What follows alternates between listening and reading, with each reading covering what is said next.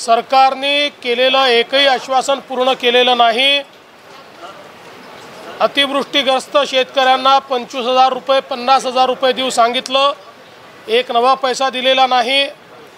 कर्जमाफीच्या संदर्भात केवळ 20,000 लोकांच्या याद्या लावणार अशा प्रकारची अतिशय फसवी घोषणा झाली आहे।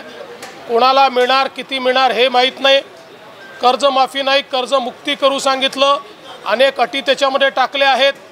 चिंतामुक्त करू सांगितलं, 7/12 कोरा करू सांगितलं, पण सगळ्या प्रकारचे कर्ज त्याच्यामध्ये घेतलेलेच नाही आहेत। त्यामुळे फसवणुकीची मालिका शेतकऱ्यांच्या बाबतीत या सरकारने सुरूच ठेवली आहे आणि म्हणून त्याचा निषेध हा आम्ही करतो आहोत। सभागृहातील त्या संदर्भात निश्चितपणे आम्ही आवाज या ठिकाणी उठवू।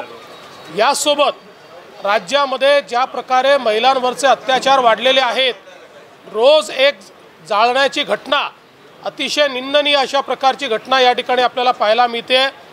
अत्याचार बलात्कार मोठ्या प्रमाणात वाढलेले आहेत आणि त्या संदर्भात सरकारची संवेदनशीलता कुठेही दिसत नाही।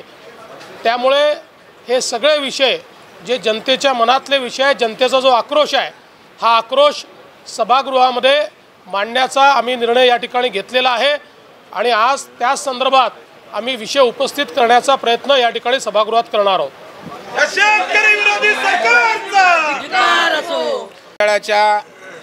दोन्ही सभागृहामध्ये शेतकऱ्यांना ज्या पद्धतीनं ठाकरे सरकारने त्या ठिकाणी फसवलेलं आहे त्याचा पर्दाफाश करण्याचं काम सभागृहामध्ये विधानसभेमध्ये आदरणीय देवेंद्रजींच्या नेतृत्वाखाली आणि वरच्या सभागृहामध्ये आम्ही सारे विधान परिषदेचे सदस्य त्या ठिकाणी करणार आहोत।